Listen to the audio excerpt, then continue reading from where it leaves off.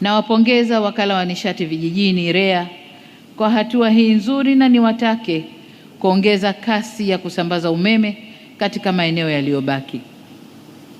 Lakini pamoja nao tunawapongeza wadau wa maendeleo, African Development Bank na World Bank, nao pia wanatupa nguvu katika kupeleka umeme kwa haraka vijijini.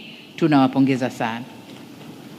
Sasa ndugu zangu, tutakapokamilisha kazi hiyo na tunavyoendelea kuvutia uwekezaji ndani ya Tanzania, mahitaji ya umeme yanaongezeka kuwa makubwa. Umeme tunaosema leo tuna akiba ya kutosha, pengine baada ya miaka 3-4 mbele akiba hii itakuwa haitoshi, na kwa maana hiyo tunaendelea kutafuta au kuzalisha umeme kupitia vyanzo vingine kama jua, upepo, thermal na vyanzo vingine ambavyo vitakuwa vinatosheleza kutupa umeme. Lakini mahitaji haya, kuna kipindi nilisikia minong'ono wakati tunasema bwawa limekamilika. Kuna watu walikuwa wanasema limekamilika lakini ni white elephant. Nilijitembo jeupe limelala halina kazi, kwamba hakuna matumizi kwa sababu hakuna njia kuu za kusafirishia umeme. Sasa ujenzi wa njia kuu ni kama nilivyoeleza, unaendelea kwa kasi kubwa, na mradi huu ni mradi wa manufaa makubwa kwa taifa na sio white elephant. Ndugu zangu, ili mradi huu uendelevu kwa miaka mingi ijayo, tuna wajibu wa kutunza, kuhifadhi na kulinda mazingira pamoja na vyanzo vya maji vinavyoleta maji kwenye bwawa hili. Hivyo nitoe wito kwa wananchi wote kuhakikisha tunatimiza wajibu wetu. Niwatake Ofisi ya Makamu wa Rais, Muungano na Mazingira, Wizara ya Nishati, Wizara ya Maji na Ofisi ya Waziri Mkuu TAMISEMI kuratibu na kusimamia kwa karibu zaidi juhudi za uhifadhi wa mazingira na vyanzo vya maji katika maeneo yanayohusiana na mradi huu. Hiyo itafanya mradi huu uishi kwa miaka mingi zaidi. Nataka nizungumze jambo jingine hapa. Tumeanza kusikia taarifa kutoka Mamlaka ya Hali ya Hewa Tanzania kwamba miezi michache ijayo tutakabiliwa na mvua kubwa za El Nino.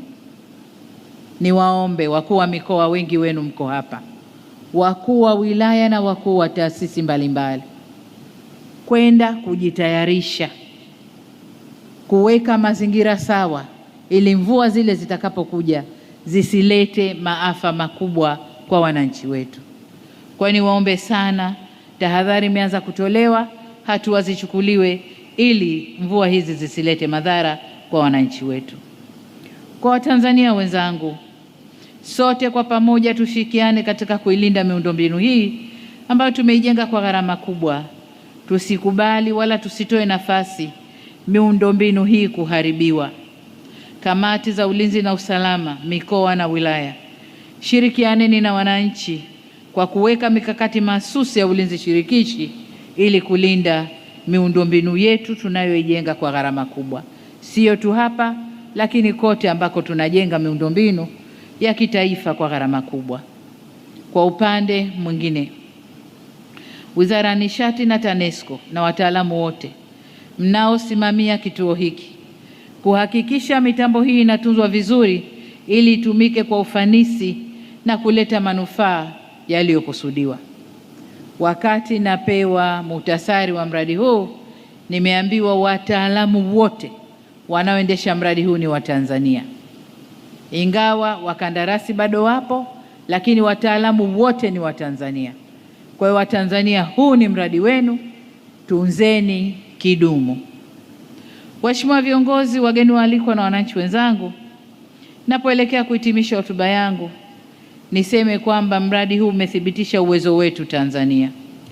Hivyo uwe chachu ya kusukuma miradi mingine ya kimkakati ili tuweze kujenga taifa thabiti na linalojitegemea.